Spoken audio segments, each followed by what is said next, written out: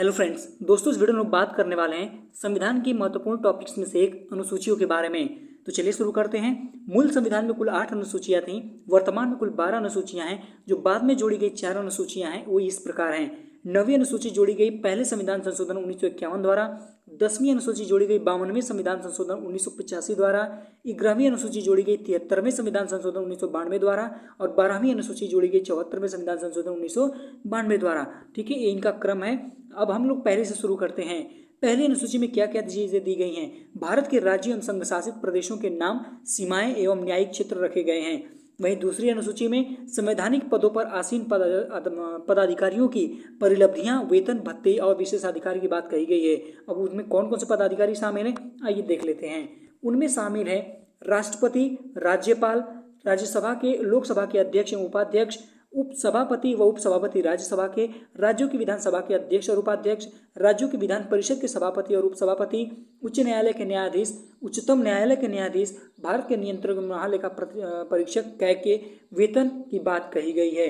इसके बाद तीसरी अनुसूची उम्मीदवारों द्वारा ली जाने वाली शपथ या प्रतिज्ञान, ओथ और अफर्मेशन, संसद और राज्य के विधानमंडल के उम्मीदवार, ठीक है, जो उम्मीदवारों द्वारा ली जाने वाली शपथ है या प्रतिज्ञान, उसके बारे में बात की गई है। उनमें संसद और राज्य के विधानमंडल के उम्मीदवार शामिल होते हैं। संसद और विधानमंडल के सदस्य होते हैं, ठीक है, संघ एवं राज्य मंत्री होते हैं, उच्चतम न्यायालय व उच्च न्यायालय के न्यायाधीश होते हैं और नियंत्रक एवं महालेखा परीक्षक के यहाँ पर उसकी बात, शपथ की बात कही गई है।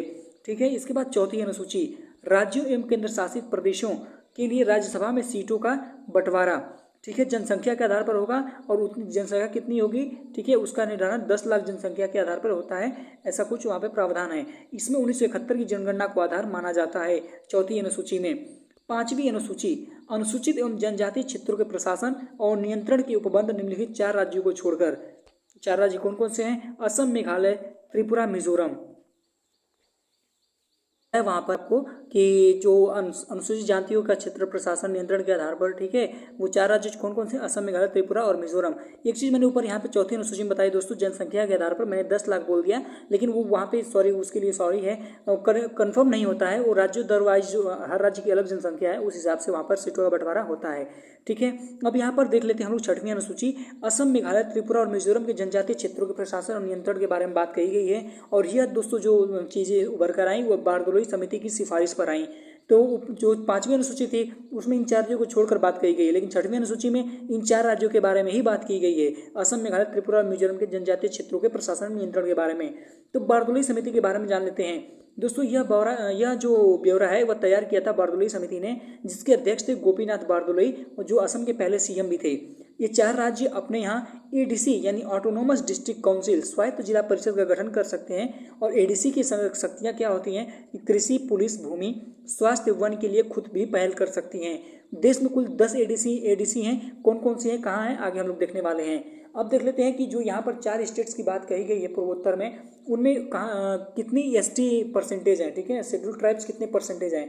असम में 12% है, मेघालय में 86%, त्रिपुरा में 31% और मिजोरम में 94% है। अब हम लोग देखने वाले हैं कि कहाँ पर कौन सी कितनी एडीसी हैं, यानी ऑटोनोमस डिस्ट्रिक्ट काउंसिल पूर्वोत्तर भारत में कौन कौन सी हैं। वैसे भारत में कुल 10 ही हैं। तो जो देश में कुल 10 एडीसी हैं उनमें से असम में 3 एडीसी हैं। कौन कौन सी है? बोडो, दीमा और कार्बी। एडीसी समझ रहे हैं दोस्तों, ऑटोनोमस डिस्ट्रिक्ट काउंसिल, ठीक है, स्वायत्त जिला परिषद। मेघालय में 3 है, गारो, खासी, जयंतिया।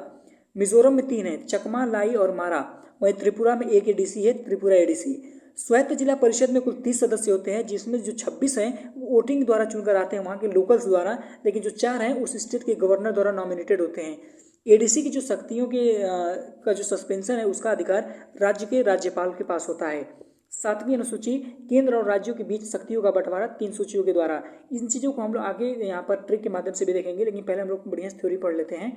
तो जो 7वीं अनुसूची है उसमें केंद्र और राज्य के बीच शक्तियों का बंटवारा किया गया है। 3 सूचियों में विभाजित किया गया है, संघ सूची, राज्य सूची और समवर्ती सूची।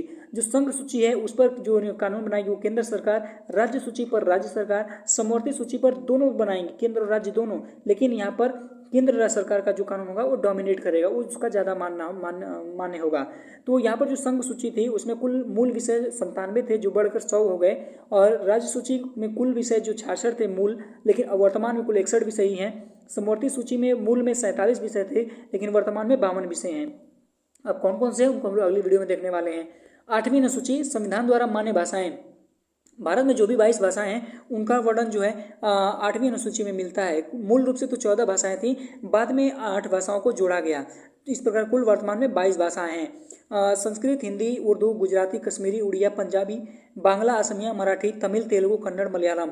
जो नीचे की 4 हैं, तमिल, तेलुगु, कन्नड़, मलयालम, ये द्रविड़ भाषाएं हैं, दक्षिण भारत की भाषाएं हैं, इसलिए इन्हें द्रविड़ भाषा कहा जाता है।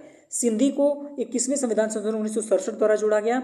वहीं नमक, न से नेपाली, म से मणिपुरी, क से कोंकणी, नमक को 71वें संविधान संशोधन 1992 द्वारा जोड़ा गया। मैथिली, संथाली, डोंगरी और बोडो, इनको 92वें संविधान संशोधन 2003 द्वारा जोड़ा गया। अब नेक्स्ट हम लोग देखते हैं यहाँ पर क्या है, शास्त्रीय भाषाएं। भारत में कुल कितनी शास्त्रीय भाषाएं हैं, तो कुल 11 हैं। तमिल 2004 में शास्त्रीय भाषा बनी, जो कि सबसे पुरानी शास्त्रीय भाषा है। संस्कृत 2005 में, तेलुगु कन्नड़ 2008 में, मुख्य जो मलयालम है 2013 में, और उड़िया 2014 में, तथा असमिया, मराठी, पाली, प्राकृत और बंगाली ये जो है 2024 में शास्त्रीय भाषाएं बनी। इस प्रकार कुल 11 भाषाएं हैं।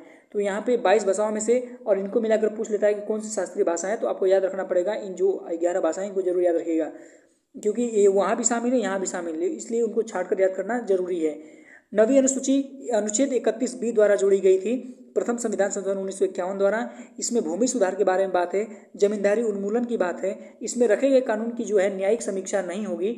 यह उपज थी केशवानंद भारतीवाद 24 अप्रैल 1993 की, जो इस तारीख के बाद की कानूनों की जो न्यायिक समीक्षा है वो की जा सकती है, इसके पहले की नहीं। पंचायती राज दिवस जो है वह 24 अप्रैल को मनाया जाता है प्रत्येक वर्ष। इस अनुसूची के अंतर्गत बना कोई भी अधिनियम अगर मौलिक अधिकार का उल्लंघन करेगा तो वह स्वतः अमान्य हो जाएगा। 10वीं अनुसूची क्या कहती है, यहाँ पर हम लोग देख पा रहे होंगे। जो 10वीं अनुसूची है, यह अनुसूची संविधान में जोड़ी गई 52वें संविधान संशोधन 1985 द्वारा, जो कि हमने शुरू में पढ़ा। यह दोस्तों जो 10वीं अनुसूची है वह दल बदल विरोधी कानून से संबंधित है, एंटी डिफेक्शन लॉ। अब 11वीं अनुसूची, इसमें कुल 29 विषय रखे गए हैं पंचायती राज के। इसे 73वें संविधान संशोधन 1992 द्वारा जोड़ा गया। पंचायतों को जो है शक्तियाँ जो दी गई हैं, प्राधिकार एवं जिम्मेदारियाँ, इसमें इसके 11वीं अनुसूची में दी गई हैं कि पंचायतों का क्या शक्तियाँ हैं, क्या अधिकार हैं, या फिर क्या उनकी जिम्मेदारियाँ हैं। इसमें कुल 29 विषय हैं। 12वीं अनुसूची, इसमें कुल 18 विषय हैं म्यूनिसिपालिटीज़ के, नगर पालिका के। इसे 74वें संविधान संशोधन 1992 द्वारा जोड़ा गया था। नगर पालिकाओं की वो शक्तियाँ, प्राधिकार एवं उनकी जिम्मेदारियाँ बताई गई हैं। जो मद्रास है वह भारत का पहला नगर निगम या फिर नगर पालिका कहें तो गलत नहीं होगा, यानी कि मद्रास जो भारत का पहला नगर निगम या नगर पालिका है। इसके बाद यहाँ पर इनको याद कैसे रखेंगे, उसकी एक ट्रिक बताई है हमारे सर ने, ऑनरेबल नवीन सर जी द्वारा बताई गई, जो RWA में पढ़ाते हैं। स्पोर्ट्स, DL, लेड, PM। स्पोर्ट्स एक तो याद 5 तक तो जो 6 अनुसूचियाँ उनको याद रखेंगे, सबसे आसान तरीका है शुरू की। स्पोर्ट्स, DL, इसके बाद लेड, PM। S से स्टेट, P से पेमेंट, O से ओथ, R से राज्यसभा, T से ट्राइब्स, S से स्पेशल ट्राइब्स, D से डिस्ट्रीब्यूशन ऑफ पावर्स, L से लैंग्वेज, L से लैंड रिफॉर्म, AD से एंटी डिफेक्शन, P से पंचायत और M से म्यूनसिपालिटी। ठीक है, इसको आप दोबारा देख लीजिएगा, आपको एकदम अच्छे से याद हो जाएगा। तो मिलते हैं अगली वीडियो में, तो थैंक यू।